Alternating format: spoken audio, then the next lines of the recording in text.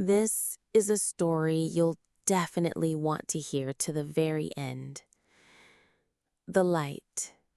A ruthless midday sun beat down on the asphalt path leading to the monumental institution cream-colored gates.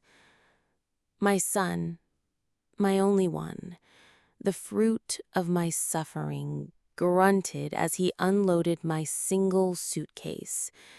His back had been acting up since his youth. It was an old pre-war make, with brass corners tarnished by time. "Happy birthday, Mom. This is your new home," he exhaled, avoiding my eyes. His gaze wandered over the impeccably trimmed bushes, the flagpole with its listlessly hanging flag, anywhere but my face. I knew that expression of his, a mixture of guilt and stubborn self-justification. There wasn't a shadow of sadness in it, only the annoyance of having to perform this final, burdensome duty. "The professionals will take care of you," he added, as if speaking of a pedigreed dog being checked into an elite kennel. His wife, Jessica, standing a little to the side, bestowed upon me a smile as polished and dazzling as a porcelain toilet in a showroom window. There was not an ounce of warmth in that smile, only triumph. She had won. The old woman who had disrupted their domestic bliss in their 3-bedroom, pre-war apartment was finally being sent to the scrap heap. I silently took the suitcase handle from his hand. The cold, worn leather fit familiarly in my palm. How many roads it and I had traveled together. It contained my entire life, compressed into a few changes of clothes, a pair of worn-out shoes, and an old photo album. My son led me along the paved walkway to the main building, which resembled the manner of an impoverished gentleman. The air was thick with the scent of roses and bleach, a strange, nauseating combination. In the spacious, oak-paneled lobby, we were met by a silence broken only by the hum of fluorescent lights and the distant, mournful sound of a television. My son was saying something about the daily routine, the 4 meals a day, the medical insurance, but I wasn't listening. I was looking at the portraits of benefactors hanging on the walls, faces glistening with satiety and self-satisfaction. I knew some of them personally. I knew things that would never be written in their official biographies. The director's office was at the end of the corridor, a massive door with a brass plate. Arthur Sterling, director. My son knocked and, without waiting for a reply, opened the door. "Mr. Sterling, we have an appointment. I've brought my mother, Evelyn Reed." Sterling, a portly, balding man in his 50s with a tired, puffy face, looked up from his papers. He glanced at me with an indifferent professional eye, which instantly changed to bewilderment, then recognition, and finally genuine animalistic terror. The color drained from his face, leaving it a gray mask. His plump lips trembled. He tried to say something, but only a hoarse croak escaped his throat. Slowly, as if not believing his own eyes, he began to rise from his desk, his hands pressed down on the massive tabletop, his knuckles turning white. He stared at me as if he had seen a ghost from his most terrifying nightmare. "Evelyn? Reed?" he stammered, his voice ringing with primal fear. He shot up, knocking over his chair, which crashed against the wall. Papers flew from the desk onto the floor. My son and daughter-in-law froze, looking from me to the deathly pale director in bewilderment. My boy's face was a picture of complete confusion. He knew me as the quiet, modest widow of an engineer, a woman who had dedicated her entire life to him, her only child, a woman who baked pies on Sundays and mended his socks. He knew nothing. And at that moment, looking into the horror-filled eyes of Director Sterling, I understood that my son had not yet realized what a fatal, irreparable mistake he had just made. He hadn't brought me to a prison. He had brought me to my own house, to one of my many assets, of which he had not the slightest idea. He thought he was getting rid of a burden, but in fact, he had just handed me a whip and the right to vengeance. And from this knowledge, a cold, predatory thrill awoke in my old, tormented soul. The game was just beginning. Chapter 2. Arthur Sterling, still trembling, walked around his desk and, approaching me, bowed in a way that would have been comical in any other situation. "Mrs. Reed, my apologies. I wasn't informed. If only I had known." His mumbling was cut short by my calm, icy tone. "It's quite all right, Arthur. No need to get so flustered. My son," I paused, savoring the bewilderment on David's face, "decided I needed peace and quiet. He's a very caring boy." I said this with such maternal tenderness that Jessica even relaxed slightly, obviously mistaking the scene for some ridiculous misunderstanding. "David, dear, leave my suitcase here. You can go. You must have a lot to do. Don't worry about me. Mr. Sterling will take care of everything. Won't you, Arthur?" I shifted my gaze to the director. Catching my look, which held nothing but steel, he nodded so vehemently that his double chin trembled. "Yes, yes, of course. We will provide Mrs. Reed with the finest suite, anything she requires," he blurted out. "Sweet?" The surprise in David's voice was mixed with suspicion. "Mom, what's going on here? How do you know him?" I smiled my most demure, motherly smile. "It's a small world, darling. Your father, God rest his soul, had many useful connections. Mr. Sterling is the son of an old friend. Don't you worry. Now run along. And don't call too often. I want to rest from all the hustle and bustle." It was a command disguised as a request. David hesitated. In his eyes, mistrust warred with the familiar desire to be rid of an unpleasant duty as quickly as possible. The desire won. He gave me a hesitant kiss on the cheek, smelling of expensive cologne and cigarette smoke. Jessica muttered something that sounded like goodbye, and taking her husband's arm, dragged him toward the exit. She clearly felt she was losing control of the situation. When the door closed behind them, I allowed myself to sink into one of the leather visitors' chairs. I slowly removed my glove, flexing my numb fingers. Sterling stood before me like a scolded schoolboy. "Arthur," I began quietly, but each of my words echoed in the tomb-like silence of the office. 12 years have you been managing this establishment?" 12 years, Mrs. Reed," he whispered, not raising his eyes.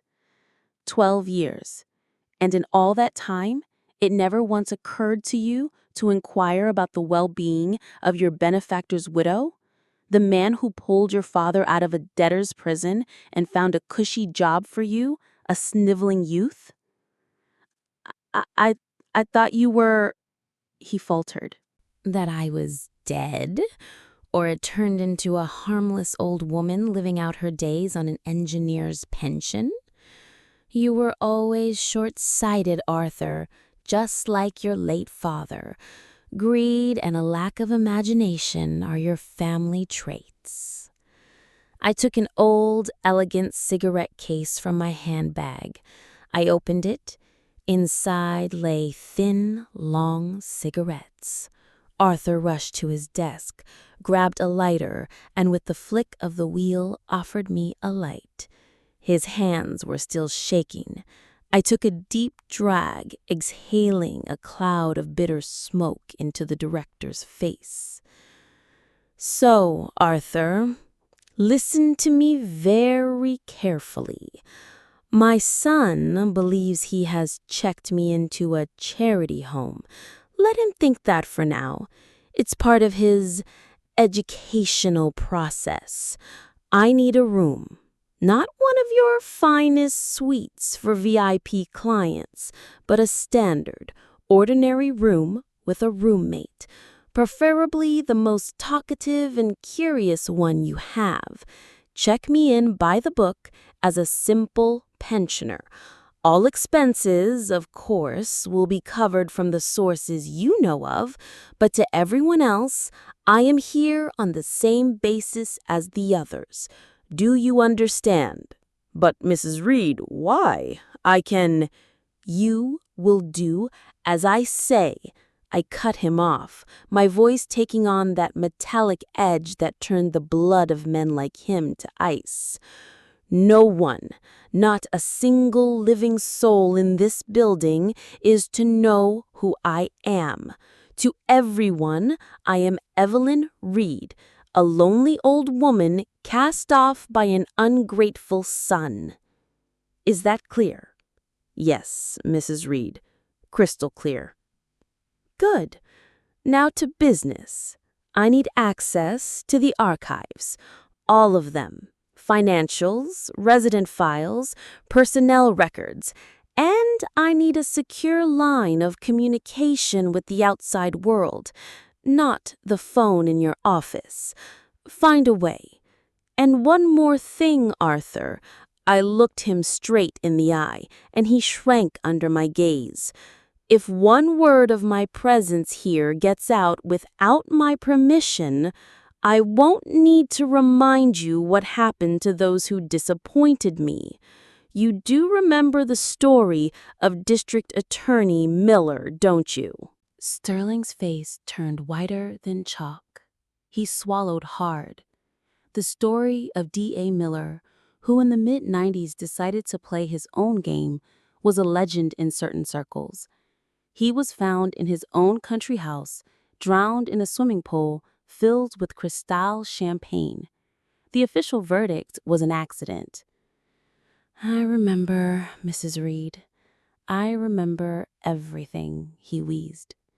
Excellent, I said, extinguishing my cigarette in the massive marble ashtray on his desk. Now, show me to my new cell. It's time to start a new life. He personally escorted me to a small but clean room on the second floor with the window overlooking a lilac-choked courtyard. The room was already occupied. A tiny, spry old woman with a sharp, bird-like face and incredibly lively, curious eyes. She introduced herself as Beatrice. And I'm Evelyn, I said, placing my old suitcase by the bed. Son bring you? She asked immediately, her eyes fixed on me. My son, I confirmed. They're all the same, she sighed with theatrical tragedy. Mine's a piece of work too. Signed my apartment over to himself, and me and here. Says the air is cleaner, and he can't wait for me to kick the bucket. I silently unpacked my modest belongings. Beatrice was apparently exactly what I needed. A source of information, the eyes and ears of this small, closed-off world. A world I was about to turn into my headquarters. A theater of war where my foolish son was cast in the leading role of a tragedy about betrayal and retribution. He wanted me to fade away quietly in a nursing home. What irony. He had no idea that it was here, finally, that I felt truly alive. Chapter 3. The days flowed by, monotonous and slow, like the jello on the cafeteria menu. Wake up, breakfast, treatments, lunch, nap time, dinner, lights out. I followed this routine to the letter, becoming an exemplary resident of Serene Meadows, the pretentious name of this institution. My roommate, Beatrice, proved to be a real gem. Her tongue never stopped, churning out rumors, gossip, and the genuine tragedies of the inhabitants of this final refuge.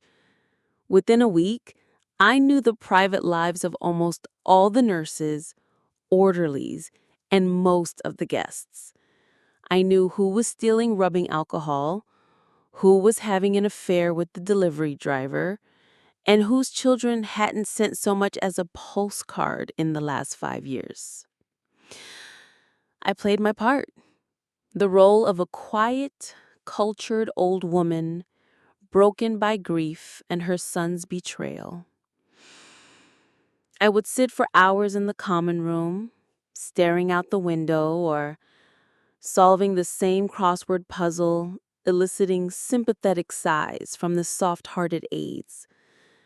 No one suspected that behind this mask of meekness and apathy, a strenuous mental effort was underway. I was gathering information, analyzing it, constructing a complex multi-move combination in my head. Sterling, my frightened director, proved to be efficient. Every night, when Serene Meadows sank into sleep, he would creep like a thief to my room, bringing me folders of documents. While Beatrice slept, letting out a soft whistle, I would study financial reports, personal files, and supply contracts by the light of a pocket flashlight. This was my baby, one of my first legal investments back in the distant 80s. I had built this empire brick by brick, creating a complex network of charitable foundations, offshore companies, and frontmen to launder that first, dirtiest money. And now, looking at these papers, I saw how lazy and relaxed my managers had become, how they had grown accustomed to the old mistress being out of the picture. A communication channel was also established. Once every 3 days, a masseur would visit me, a young man with empty eyes and the hands of a professional killer. Under the guise of a therapeutic massage, he would deliver oral reports from my people and receive instructions. He was one of the fledglings of my old guard, whom I had kept in reserve for just such occasions. I made my first move after 2 weeks. It was a test, almost unnoticeable. David, my son, worked as a vice president at a large construction company. That company, of course, belonged to me through 3 shell corporations. He was proud of his position, his status, considering it entirely his own achievement. I had my man initiate an unscheduled tax audit at their main office, not to find anything. The goal was to create nervousness, to sow panic. I learned of the reaction from a phone call David had with his Jessica.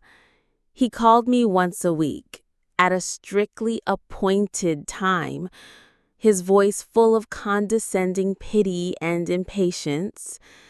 I would go to the payphone in the lobby, knowing full well the conversation was being monitored by Sterling's people. "Yes, Mom, everything's fine." "Me? Oh, just swamped at work. Some stupid audit, getting on my nerves." "No, nothing serious, just bureaucracy," he said, but I could hear the underlying anxiety in his voice. The second blow was more significant. David's company was preparing to bid on a major land development project in the suburbs. It was his dream project, his springboard to the very top. He was sleeping at the office, preparing presentations, meeting with the right people.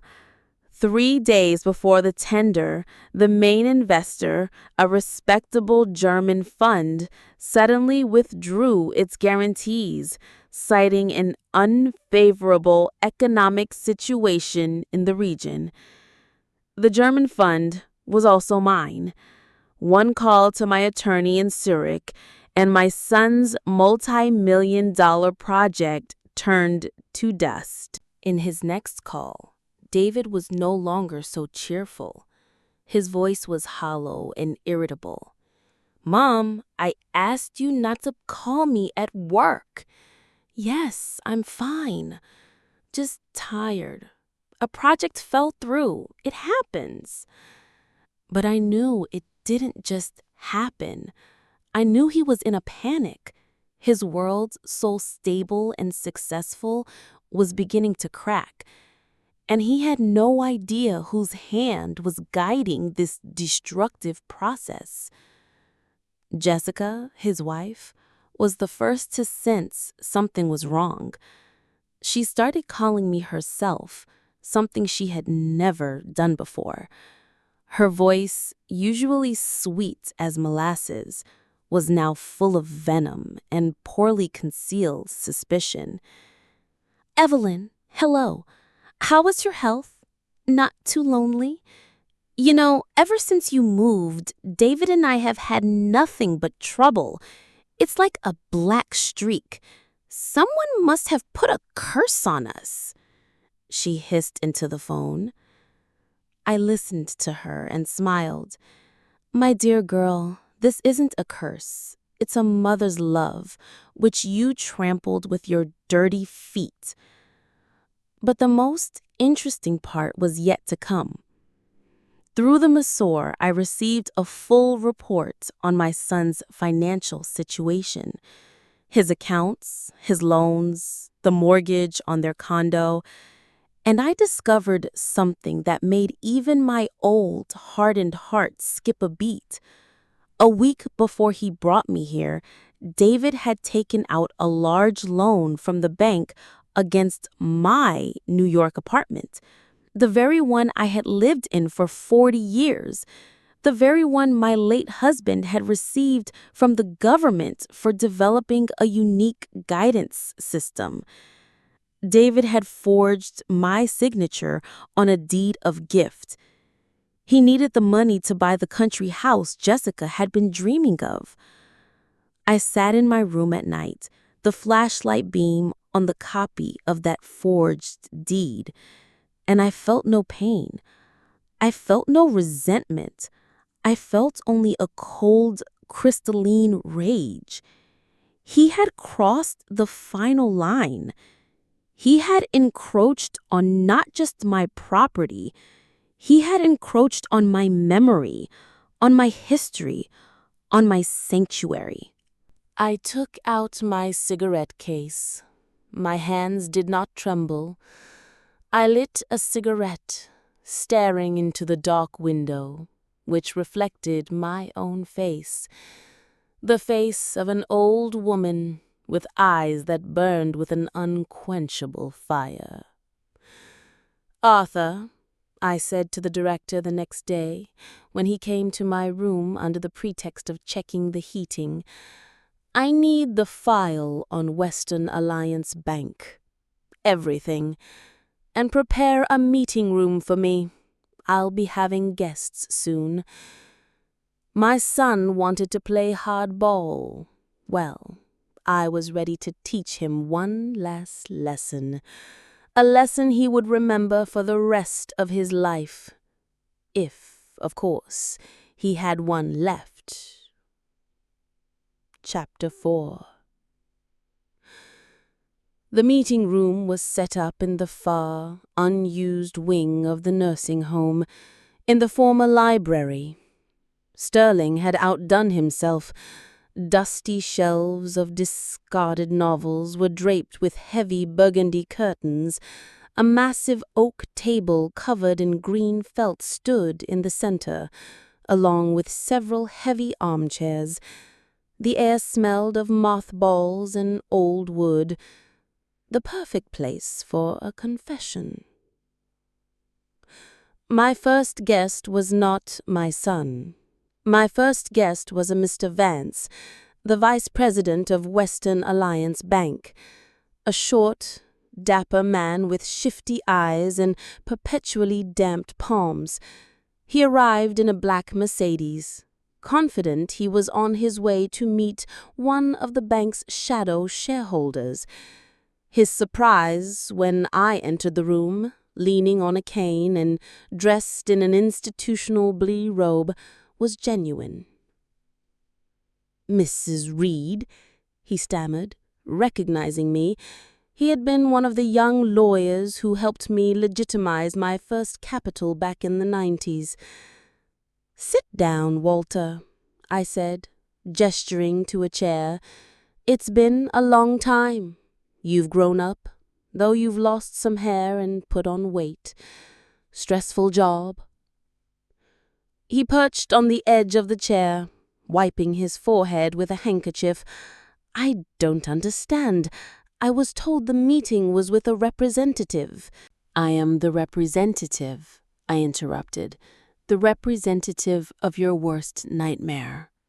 Walter, I won't beat around the bush. A month ago, your bank issued a loan to my son, David Reed, with my apartment as collateral. The deed of gift he provided is a forgery." The color drained from Vance's face. "That's impossible. Our security department checked everything. The notary."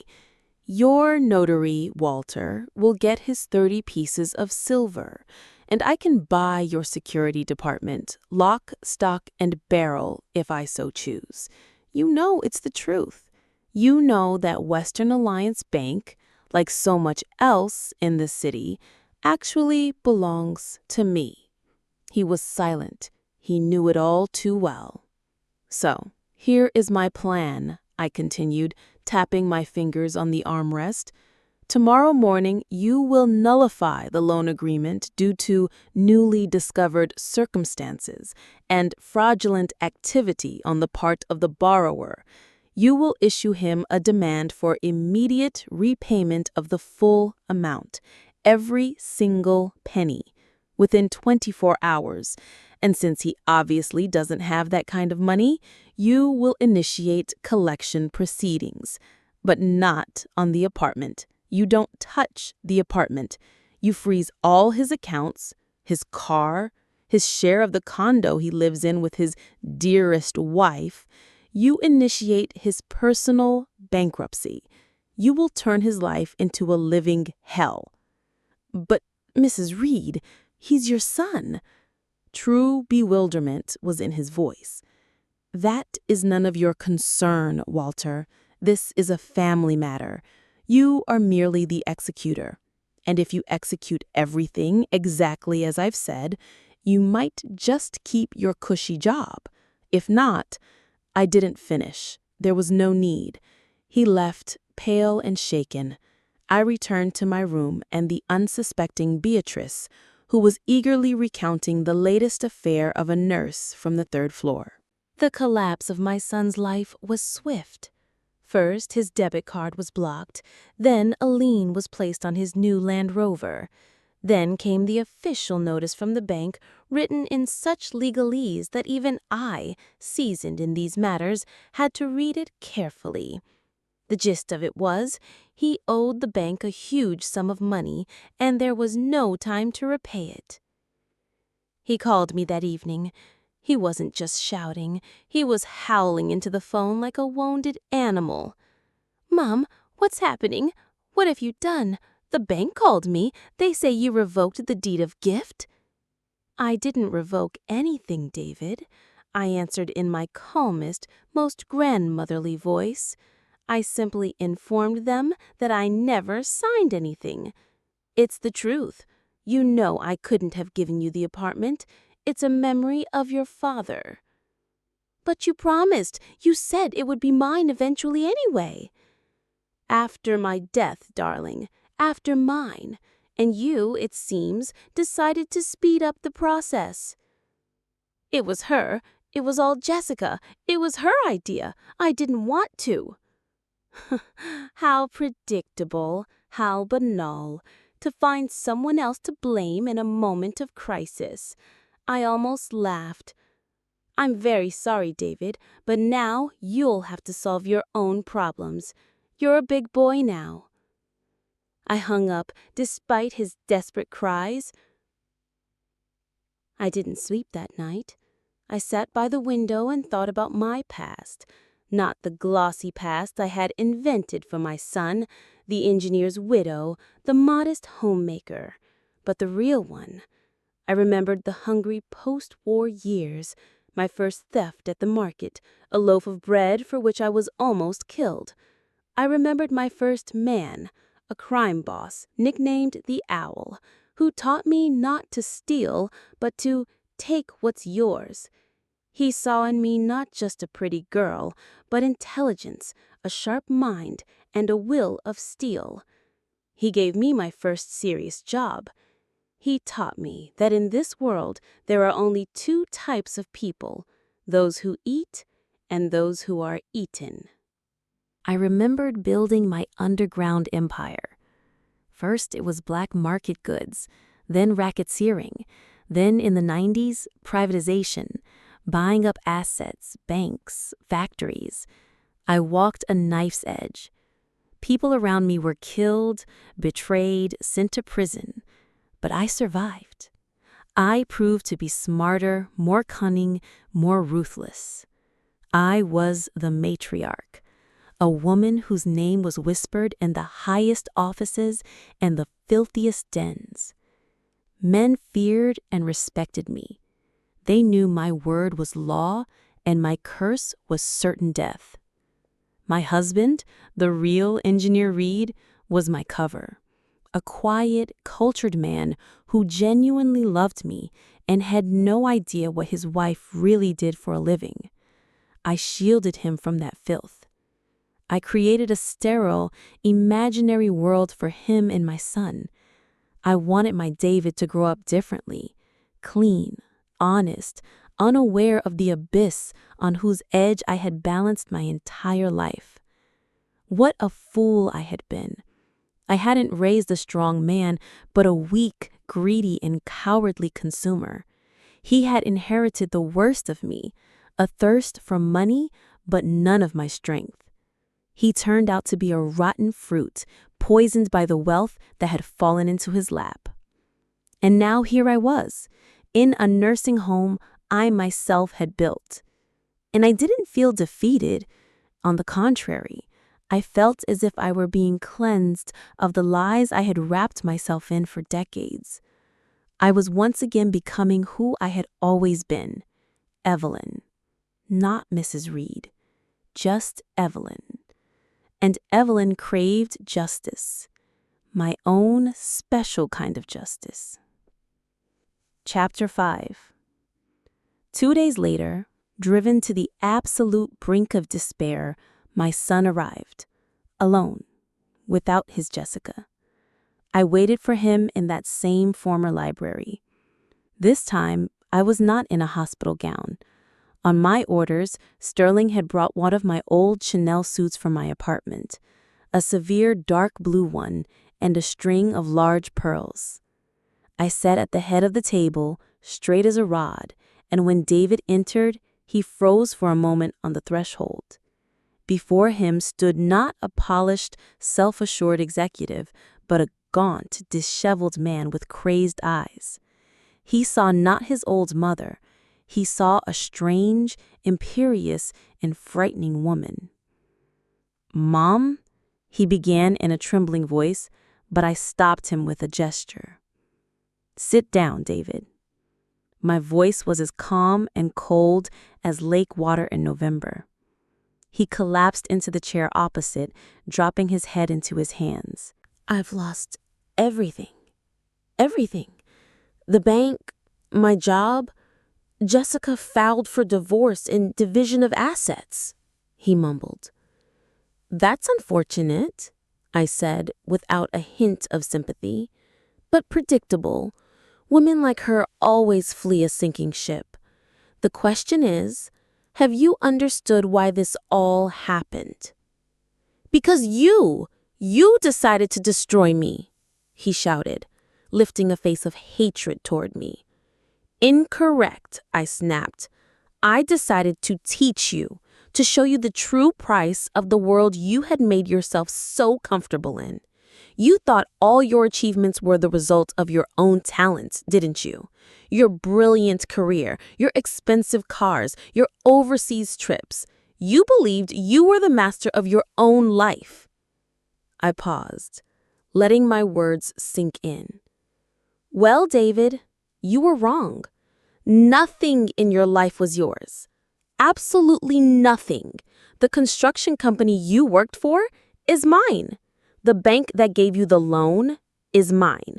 Even the German investment fund that so timely withdrew its guarantees is also mine. Your entire life, son, was just a beautiful stage set that I built for you. And you were an actor who got too into his role and forgot who wrote the script and paid for the production. He stared at me, and in his eyes, horror was gradually being replaced by understanding. He tried to say something, but the words stuck in his throat.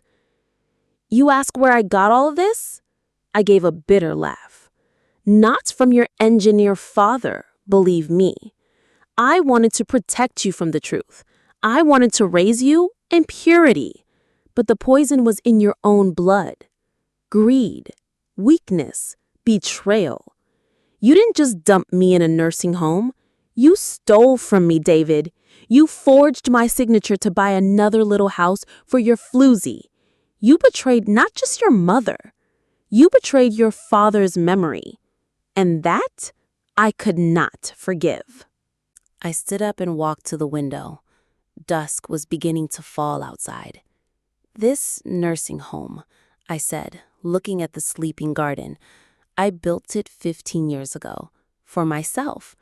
I knew that one day I would want to retire, and I prepared a quiet, cozy place for myself. A place where I am surrounded by loyal people. Arthur Starling, for example. His father was in my debt, and now the son serves me faithfully. Funny, isn't it? You brought me to my own fortress. I turned around. David sat hunched in his chair, crying, silently, like children who have been caught by an inevitable and terrible punishment. What am I supposed to do now? He whispered. Nothing, I replied. You are now a nobody. You have no money, no job, no home. You are bankrupt. You can go to the train station and beg. You can try to find work as a mover. Start from scratch, David, like I once did. Try to survive in the real world, not in the greenhouse I created for you. Maybe then you'll understand something. He looked up at me, his eyes full of pleading. Mom, forgive me. I'm begging you. Forgive me. Forgive you? I walked right up to him and looked down. No, son, there will be no forgiveness.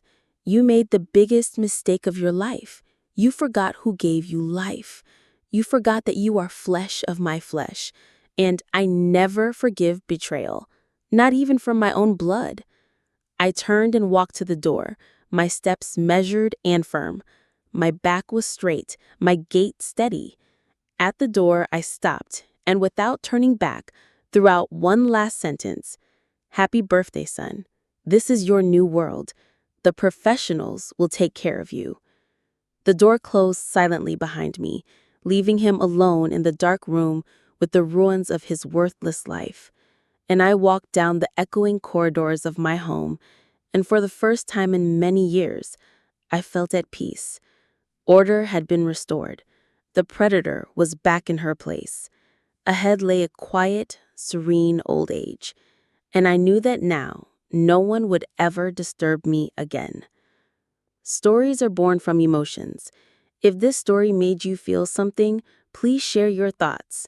Every comment you make is a spark of inspiration for new stories about struggle, strength, and hope that does not die even in the harshest reality.